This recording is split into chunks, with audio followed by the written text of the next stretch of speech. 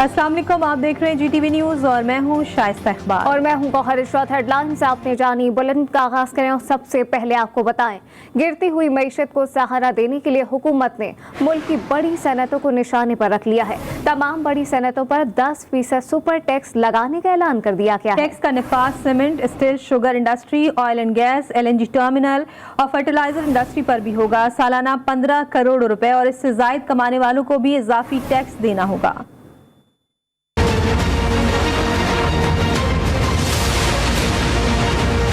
तमाम बड़ी सनतों पर 10% सुपर टैक्सेस के निफाज का ऐलान। वजीर आजम शहबाज शरीफ की जेर सदारत मुआशी टीम का इजलास के बाद वजीर आजम शहबाज शरीफ ने cement, steel, sugar industry, oil and gas, LNG terminal, fertilizer, banking, textile, automobile, chemical, beverages और सिगरेट इंडस्ट्री पर 10% सुपर टैक्स लगाने का ऐलान किया। वजीर आजम ने सालाना 15 करोड़ रुपए से जायद आमदन कमाने वाले पर 1%, 20 करोड़ रुपए सालाना से जायद आमदन वाले पर 2%, 25 करोड़ रुपए सालाना से जायद आमदन वाले पर 3% और 30 करोड़ रुपए सालाना से जायद आमदन वाले पर 4% टैक्स लगाने का ऐलान किया। वजीर आजम शहबाज शरीफ बोले, दिन रात मेहनत करेंगे और मईशत की हिचकोले लेती कश्ती को पार लगाएंगे। कौमी इत्तेहादी हुकूमत के तमाम ज़ोमा ने मिलकर मुशावरत करके बड़े जुर्मंदाना फैसले किए। गरीबों के कंधों से बोझ कम करना है। इस दुनिया में मुश्किलात आती हैं, मेहनत को हम अपना शआर बना लें तो कोई मुश्किल नहीं रहती। दिन रात मेहनत करेंगे और इंशाअल्लाह हजकोले लेती कश्ती को पार लगाएंगे। वजीर आजम शहबाज शरीफ ने कहा कि पहला रास्ता आसान था कि सियासी साख को बचा लें, मगर ज़मीर की आवाज थी कि ये पाकिस्तान के अवाम के साथ ज्यादती होगी। चीन ने पाकिस्तान को $2.3 अरब दे दिए। रकम स्टेट बैंक में जमा करा दी। वजीर खजाना ने तस्दीक कर दी। कहा, हुकूमत ने बड़ी कंपनियों पर डायरेक्ट टैक्स लगाया है, कोई इनडायरेक्ट टैक्स नहीं लगाया। कौमी असम्बली इजलास में इजहार ख्याल करते हुए वजीर खजाना मिफ्ताह इस्माइल पर सुपर टैक्स का दिफा करने लगे। इमरान खान मुल्क को डिफॉल्ट की सतह पर ले आए थे। हमने सख्त फैसले करके मुल्क को दिवालिया होने से बचाया है। 80% कर्ज जो 71 साल में चढ़ाया गया वो आप 3.25 साल में चढ़ाते हैं, तो फिर आप खुद मुख्तारी की तरफ नहीं जा रहे, फिर तो आप गुलामी की तरफ जा रहे हैं। फिर आपको इस किस्म के भाषण नहीं देने चाहिए, क्योंकि आप तो मुल्क को डिफॉल्ट की नहज पे लेकर आए थे। जनाब स्पीकर, जो डिफॉल्ट की नहज पे ये लेकर आए थे PTI वाले, उससे हमने मुल्क को बचाया है। जो हमने टैक्स लगाए वो अल्लाह ताला की मेहरबानी से इनडायरेक्ट टैक्सेस नहीं लगाए, कंजम्पशन के ऊपर टैक्स नहीं लगाया जो गरीब लोगों के ऊपर डिस्प्रोपोर्शनेटली पड़ता है। हमने पाकिस्तान के अमीर तरीन लोगों के ऊपर और कंपनियों के ऊपर टैक्स लगाए और उससे हम ज़्यादा पैसे लेंगे ताकि हमको दुनिया भर में जाके अपनी झोली ना फैलानी पड़े। मैं ये खुशखबरी देना चाहता हूँ जनाब स्पीकर कि अब अल्लाह ताला की मेहरबानी से ये मुल्क, ये 23 करोड़ आवाम का मुल्क इंशाअल्लाह ताला कहीं अब डिफॉल्ट की तरफ नहीं जा रहा है, अब तरक्की की तरफ जाएगा। साबिक वज़ीर खजाना शौकत तरीन का कहना है कि 10% टैक्स लगाने से सनतें बंद होना शुरू हो जाएंगी। उन्होंने कहा कि ये गरीबों की बातें करते हैं लेकिन ख्याल नहीं करते। टैक्स के ऐलान के बाद स्टॉक मार्केट गिर गई। इलेक्शन ना हुए तो हमारा हाल भी श्रीलंका जैसा हो जाएगा। उनका कहना था कि मौजूदा हुकूमत मईशत पर झूठ ना बोले, महंगाई का तूफान आएगा, फैक्ट्रियां बंद हो जाएंगी। रुपया आज फिर गिर गया, इन पर कोई भरोसा नहीं कर रहा।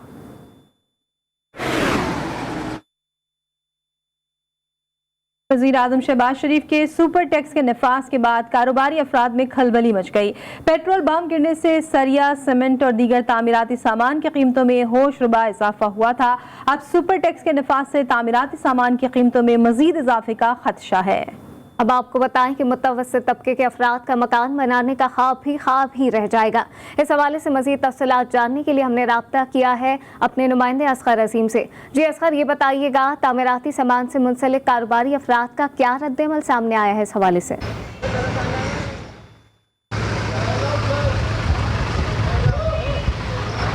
देखिए, तामीराती सनत में दो चीज़ें बहुत ज़्यादा अहम है, सीमेंट और सरिया। इन दोनों के बगैर तामीर का तसव्वुर नहीं होता। लेकिन सुपर टैक्स के निफाज के बाद तामीर के सोचने का तसव्वुर भी ख़त्म हो गया, क्योंकि जो 10% सुपर टैक्स लगाया गया है इसके बाद इनकी कीमतों में बेतहाशा इजाफा हो गया है। हम सब मौजूद है सरिया गली, सरिया मार्केट में। हमने यहाँ तमाम दुकानदारों से बात की, उनसे पूछा, इस हवाले से उनके तासुरात जानने की कोशिश की, तो उनका कहना है है कि गुज़िश्ता एक साल के अंदर फी टन सरिये की कीमत में 1,24,000 रुपये का इजाफा हुआ है, जिसके बाइस वो तामीरात जो अगर 2200 स्क्वायर फीट के हिसाब से थी तो अब वो 2800 3,000 से ज़्यादा स्क्वायर फीट से ज़्यादा तजावुज़ कर गई है। तो आम आदमी के लिए अब अपना मकान बनाना या मकान ख़रीदना वो एक ख्वाब बनकर रह गया है। वो तमाम मंसूबे, वो तमाम ख्वाब जो पिछली हुकूमत ने एक आम आदमी को दिखाया था कि वो अपना घर, सस्ता घर, आसान घर ले सकता है, अब ये मुमकिन नहीं रहा, चूँकि सरिये की कीमत और सीमेंट की कीमतों में बेतहाशा इजाफा हो गया है। दुकानदारों का कहना है कि पहले हम रोज़ाना 10 ट्रक मंगवाते थे, अब बामुश्किल 2 ट्रक भी आ जाए तो हम शुक्र अदा करते हैं कि चले, घर की दाल रोटी तो चलेगी। यह हाल तो इन होलसेलर्स का है जो फैक्ट्री से मंगवा रहे हैं सरिया। मुतवस्सित तबके के अफराद का मकान बनाने का ख्वाब ही बनता जा रहा है। असफर अजीम, बहुत शुक्रिया आपका। मुल्क में महंगाई का तूफान ना थम सका। एक हफ्ते में महंगाई की मजमूई शरह में 28.05% इजाफा रिकॉर्ड किया गया है। 32 अशिया ज़रूरिया की कीमतें भी बढ़ चुकी हैं। साले अब्बासी से मजीद तफसीलात जान लेते हैं। साले, और क्या क्या महंगा हुआ एक हफ्ते में? जी बिल्कुल, मुल्क में जो महंगाई का जिन है वो ताहाल बेकाबू है। एक हफ्ते में 32 अशिया ज़रूरिया की कीमतों में इजाफा रिकॉर्ड किया गया है। इदारा शुमारियात की जो हफ्तावार रिपोर्ट है उसके मुताबिक दाल मूंग 9 रुपये 2 पैसे, 5 लीटर का जो कुकिंग ऑयल का पैकेट है वो एक हफ्ते में 122 रुपये महंगा हुआ है। इसके अलावा जो उसकी 5 लीटर कुकिंग ऑयल की कीमत है वो 2770 रुपये तक जा पहुंची है। एक हफ्ते में 4 अशिया की कीमतों में कमी भी रिकॉर्ड हुई है, जबकि 15 अशिया की कीमतों में इस्तेकाम भी रिपोर्ट हुआ है। इसके अलावा एक हफ्ते में जो 20 किलो आटे का थैला है उसकी कीमत 24 रुपए जो है वो उसमें इजाफा रिकॉर्ड किया गया है, जबकि दूध की जो फी किलो कीमत है उसमें 2 रुपये 3 पैसे इजाफा रिकॉर्ड किया गया है। इदारे शुमारियात की रिपोर्ट के मुताबिक दाल माश की फी किलो कीमत में 12 रुपये 77 पैसे का इजाफा देखने में आया है। इसके अलावा फी दर्जन अंडे भी 7 रुपये 19 पैसे महंगे हुए हैं और जो ब्रांडेड घी है उसकी कीमत में भी 21 रुपये तक जो है वो इजाफा देखने में आया है। साथ ही साथ जो दाल मसूर की कीमत है वो भी 11 रुपये मजीद जो है महंगी हो गई है। तो यूँ ये सारी चीजें महंगी होने के बाद महंगाई की शरह में 1.01% का वीकली जो है वो इजाफा रिकॉर्ड किया गया है और मुल्क में महंगाई की जो मजमूई शरह है वो रिकॉर्ड 28.05% तक जा पहुंची है। और आइंदा आने वाले मुल्क में महंगाई का तूफान है। साले अब्बासी अपडेट कर रहे थे, आपका शुक्रिया। पाकिस्तान स्टॉक एक्सचेंज में शदीद मंदी के बायस सरमायाकारों के अरबों रुपए डूब गए। इंडेक्स में 2000 पॉइंट्स की कमी के बाद स्टॉक मार्केट क्रैश कर गई।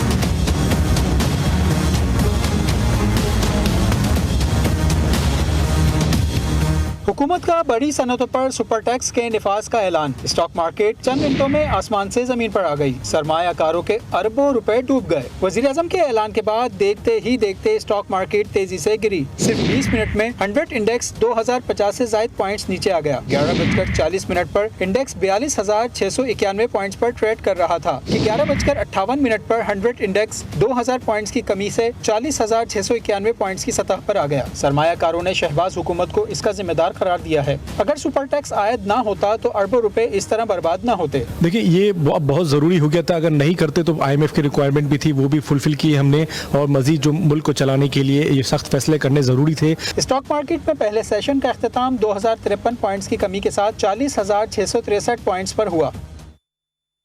महंगाई के सताए अवाम पर बैक वक्त 2 बिजली बम गिरा दिए गए हैं। हुकूमत ने बिजली के बुनियादी टैरिफ में 7 रुपये 91 पैसे मरहलावार इजाफे का फैसला कर लिया है।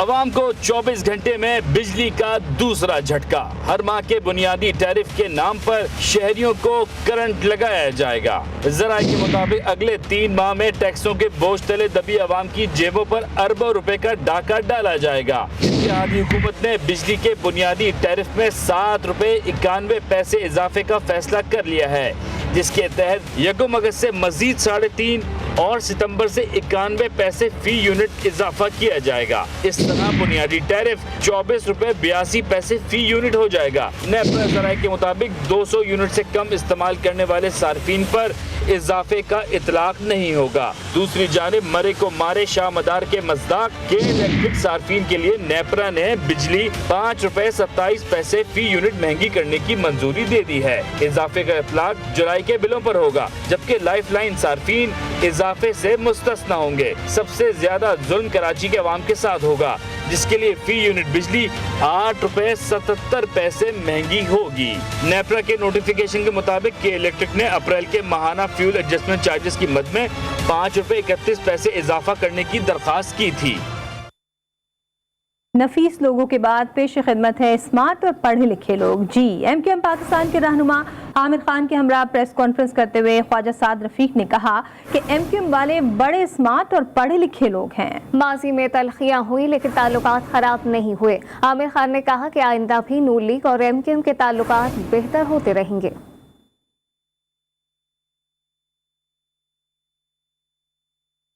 बल्दियाती इंतखाबात का जिक्र करें, आपको बताएं कि सिंध हाई कोर्ट ने बल्दियाती इंतखाबात के इल्तवा से मुतालिक तमाम दरखास्तें मुस्तरद कर दी हैं। अदालत आलिया ने रिमार्क्स दिए हैं कि इंतखाबात वक्त पर ही होंगे।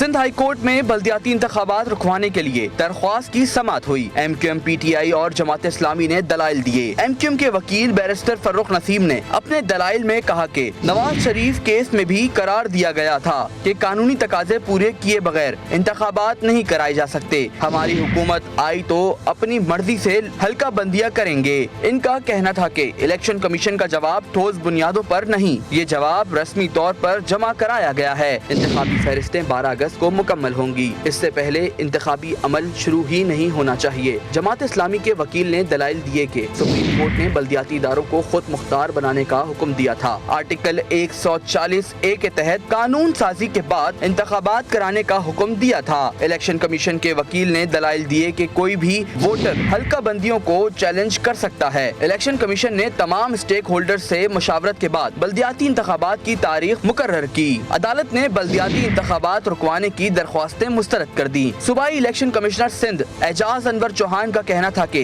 अदालती अहकामात के बाद 26 जून को सिंध के 14 अजला और कराची, हैदराबाद, ठट्टा में 24 जुलाई को बल्दियाती इंतखाबात होंगे। 24 तारीख है और परसों 26 तारीख को इंशाल्लाह सिंध के 4 डिवीजन के 14 अजला में लोकल गवर्नमेंट इलेक्शन के पहले फेज की पोलिंग हो रही है। PTI रुकन सिंध असेंबली फिरदौस शमीम नकवी ने कहा कि हम सुप्रीम कोर्ट में हुकूमत सिंध और इलेक्शन कमीशन के खिलाफ तौहीन अदालत की दरख्वास्त दाखिल करेंगे। हम ये कोई कह रहे हैं कि इंतखाबात नहीं होने चाहिए, हम कहते हैं कानून सही करो। पहले फर्क है फौरी इंतखाबात लेकिन दुरुस्त कानून के तहत। इलेक्शन कमीशन सिंध ने दावा किया कि बल्दियाती इंतखाबात साफ और शफाफ होंगे। इलेक्शन कमीशन ने तमाम तैयारियां मुकम्मल कर रखी हैं। इलेक्शन कमीशन ने हल्का PP 167 के नतीजे को अपने फैसले से मशरूत कर दिया। हल्का PP 167 पंजाब फायरिंग केस के मामले पर इलेक्शन कमीशन का वाक़ई की इंक्वायरी का फैसला। इलेक्शन कमीशन की जानिब से जारी बयान में कहा गया है कि इलेक्शन कमीशन एक आज़ाद और खुद मुख्तार इदारा है। इलेक्शन कमीशन ने तमाम 20 सूबाई हल्कों की मॉनिटरिंग को मज़ीद मौसर बनाने और पुलिस को जिम्मेदारों के खिलाफ फौरी कार्रवाई का हुक्म भी दे दिया। सिंध में बल्दियाती इलेक्शन के हवाले से सिंध हाई कोर्ट ने इंतखाबात रुकवाने की तमाम दरखास्तें खारिज कर दी हैं, जिसके बाद सिंध में पहले मरहले में 26 जून को 14 अजला में बल्दियाती इंतखाबात होंगे। मज़ीद जानते हैं इस रिपोर्ट में।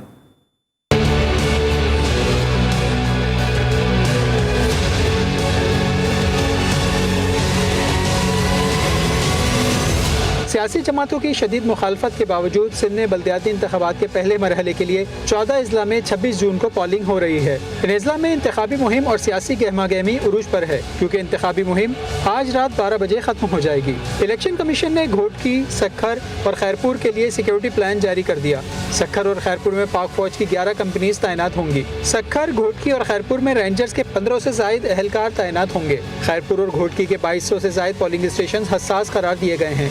घोटकी के तमाम पोलिंग स्टेशन हसास हैं। सक्खर में 124 पोलिंग स्टेशन इंतहाई हसास और खैरपुर के 212 पोलिंग स्टेशन इंतहाई हसास करार दिए गए हैं। सक्खर की जनरल काउंसिल की नशिस्त के उम्मीदवार ने मुनफरिद इलेक्शन मुहिम शुरू कर रखी है। उन्हें बकरी का इंतखाबी निशान मिला तो साई ने रेवड़ जमा करके वोट मांगना शुरू कर दिया। उम्मीदवार वोट मांगते वक्त शहरियों को बकरी का दूध भी पिला रहा है। हमारे सफाई का मसला है और सबसे बड़ी बात जो है यहाँ डिस्पेंसरी नहीं है। यहाँ एक वार्ड पे जो है सिर्फ 4000 वोट कास्ट होने के जो है होने हैं। बाकी जो पहले जो कर चुके हैं उनसे तो कोई उम्मीद रख नहीं सकते हैं कि 5 साल के बाद आते हैं, चक्कर लगा के जाते हैं और कोई चक्कर लगा दिया। हमारे करीबी हैं, पड़ोसी हैं, इंशाल्लाह उम्मीद बहुत अच्छी है हमें इनसे। कंदकोट के 16 वार्ड्स की आबादी तकरीबन 2 लाख है। शहरी कहते हैं इलेक्शन करीब आते ही वोट लेने के लिए बहुत से उम्मीदवार आते हैं, वादे करते हैं मगर इलेक्शन के बाद ये गुम हो जाते हैं। इलेक्शन के बाद जीत जाते हैं, 5 साल गुम होते हैं, 5 साल के बाद फिर आते हैं, या पुराना को उज़्र-ख्वाही करते हैं या पुराना रंजिश ख़त्म कर दें, उसके बाद इलेक्शन जीत के जाते हैं तो फिर 5 साल तक महीना नहीं करते हैं।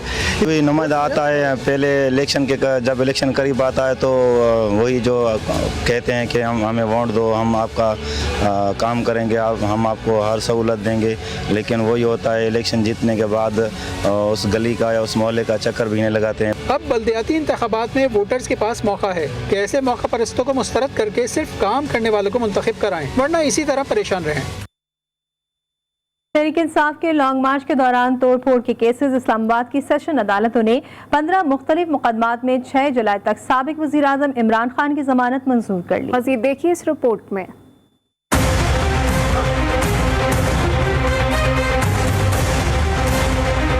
इस्लामाबाद की सेशन अदालत में लॉन्ग मार्च के दौरान तोड़फोड़ के केसेस की समाअत। Chairman PTI Imran Khan F8 कचहरी के डिस्ट्रिक्ट कोर्ट पहुंचे। सेशन जज कामरान बशारत मुफ्ती की अदालत ने 5-5 हजार रुपए के जमानती मुचलकों के अवज थाना आपारा I9 को हसार कराची कंपनी तरनोल और थाना सेक्रेटेरिएट में दर्ज 10 मुकदमात में साबिक वजीर आजम की जमानत मंजूर करते हुए पुलिस को गिरफ्तारी से रोक दिया और मुकदमात का रिकॉर्ड तलब कर लिया।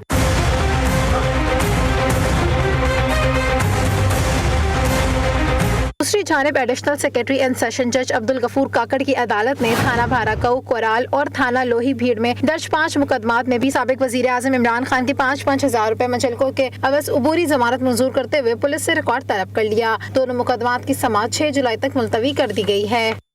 Welcome back. खैबर पख्तूनख्वा में लंपी स्किन के बाद कॉन्गो वायरस ने तबाही फैला दी। अब तक कॉन्गो वायरस से पेशावर में 3 अफराद जिंदगी की बाजी हार चुके हैं। जाबाक होने वालों में बाप बेटा शामिल हैं। पेशावर में कॉन्गो वायरस के बाद पेशावर में कॉन्गो वायरस से 3 अफराद अब तक हलाक हो चुके हैं। लाहौर के थाना शादबाग की हुदूद में कूड़े के ढेर से नामालूद बच्ची मिली। नामालूद बच्ची को नामालूम अफराद कूड़े के ढेर पर फेंक कर फरार हो गए। लाहौर के थाना शादबाग की हुदूद में कूड़े के ढेर से नामालूद बच्ची मिली है। कराची के इलाके कोरंगी 5 नंबर में कायम सिंध गवर्नमेंट अस्पताल में छोटे बच्चों को मुफ्त इलाज और अद्वियात की सहूलियात फराहम की जाती हैं। ये इदारा कैसे काम कर रहा है, जानते हैं हफ्सा शकील की इस रिपोर्ट में।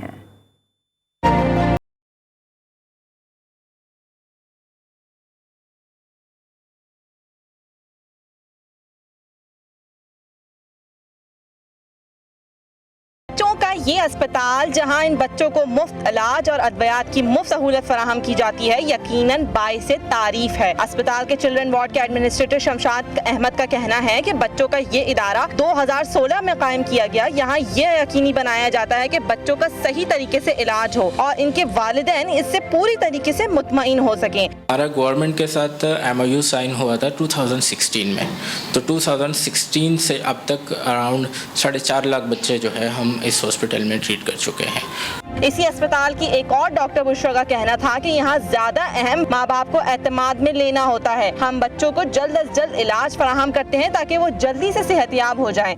तो हमारे यहाँ पे फैसिलिटीज़ इस लिहाज से हैं कि हमारे पास IPD एरिया है, एक ट्रियाज एरिया है, वहाँ से हमारी कैटेगराइजेशन ऑफ पेशेंट्स होती है, और एक हमारा IPD है, उसमें हमारे पीड्स के वार्ड अलहदा है और न्यूनेट का वार्ड अलहदा है, और हमारा एक रिसर्च एरिया है। तो जो हमारे क्रिटिकली इल पेशेंट्स होते हैं वो रिसर्च में जाते हैं, और जो हमारे थोड़े से पेशेंट्स ऐसे होते हैं जिनको हम लोग कहते हैं कि वार्ड में ऑब्जर्वेशन की ज़रूरत है, या फिर वो बच्चे इतने ज़्यादा सीरियसली इल नहीं होते, उन्हें फिर हम ऑब्जर्वेशन में यहाँ पर करते हैं। वालिदैन का कहना है कि वो यहाँ अपने बच्चे के इलाज से मुकम्मल तौर पर मुतमईन है और दूसरों को भी यही कहेंगे कि वो इस गवर्नमेंट अस्पताल में आकर इलाज करा सकते हैं। फर्स्ट टाइम आए गवर्नमेंट हॉस्पिटल ना, तो ये है कि हमारे बच्चे की हालत बहुत ज़्यादा ख़राब थी। ये है कि उन्होंने बहुत कोऑपरेट किया। कल से हम लोग आए हुए और अभी हमारी छुट्टी हो चुकी है। माशाल्लाह बच्चा जो है ना काफ़ी बेहतर है। माशाल्लाह बहुत अच्छा, फ़ौरन दिया एडमिट किया। रात तो हाँ बुखार था इसे, अभी मैं सुबह में लाई हूँ तो माशाल्लाह अभी 2 घंटे हुए हैं।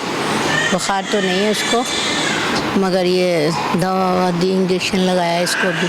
हुकूमत सिंध के ताउन से कायम ये चाइल्ड लाइफ डिपार्टमेंट न सिर्फ बच्चों का बेहतरीन इलाज करता है बल्कि इनके वालिदैन को भी इस महंगाई के दौर में रिलीफ फराहम करता है। जहां महकमा सेहत सिंध के खिलाफ ऐसी बातें की जाती हैं कि वो आवाम को सही तौर पर इलाज नहीं फराहम कर पाती, वहीं कोरंगी नंबर 5 में एक इदारा ऐसा भी कायम किया गया है जहां बच्चों को मुफ्त सहूलियात और मुफ्त अद्वियात फराहम की जाती हैं। कैमरामैन अली जाफरी के साथ हफ्सा शकील, GTV न्यूज़, कराची। बारिश हो या तेज धूप, छतरी हर मुश्किल वक्त में आपका साथ निभाती है। कराची के शहरियों ने भी धूप और मुतवक्की बारिश से बचने के लिए छतरी के इस्तेमाल शुरू कर दिए हैं। शहरी इन दिनों मनपसंद छतरियों की खरीदारी में मसरूफ दिखाई देते हैं। रिपोर्ट करेंगे इसी बारे में उरूज रिजवी।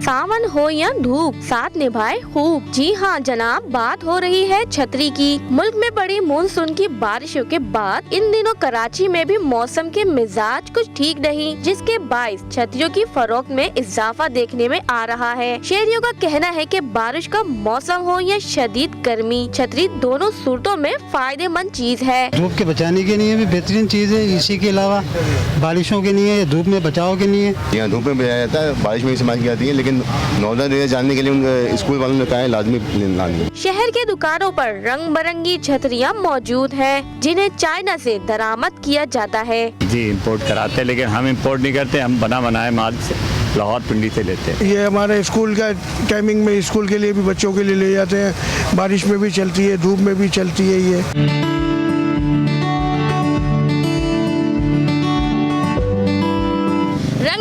दिलकश खूबसूरत दिखने वाली छतरियाँ सिर्फ बरसात के मौसम में नहीं बल्कि धूप और गर्मी से भी बचाती हैं। कैमरामैन अली जाफरी के साथ उरूज रिजवी, GTV न्यूज़, कराची। ईद कुर्बान नज़दीक आते ही जलालपुर पीरवाला में भी कुर्बानी के जानवरों ने नखरे दिखाना शुरू कर दिए। सेहतमंद और सफ़ेद चीना मक्खी नस्ल के बकरों की जोड़ी शहरियों के लिए तवज्जो का मरकज बन गई। मज़ीद तफसीलात इस रिपोर्ट में।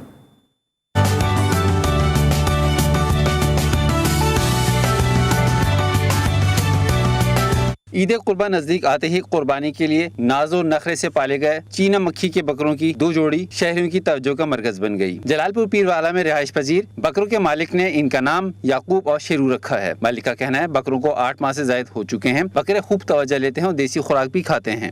ये हमने 8 महीने से पाले हैं और हमारी डिमांड है 5.5 लाख। ठीक है, हम इनको दूध भी पिलाते हैं और दलिया गंदम हर चीज़ खिलाते हैं और बड़ा शौक से पाले।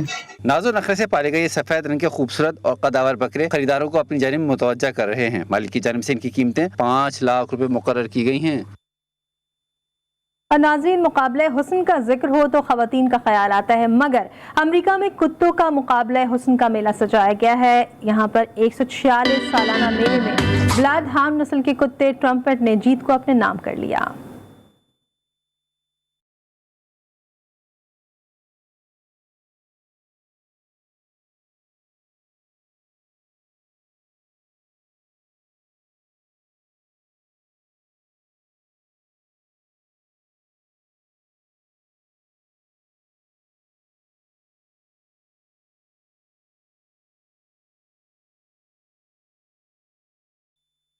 एक ब्रेक के बाद हेडलाइन के साथ फिर हाजिर होंगे। देखते रहिए GTV।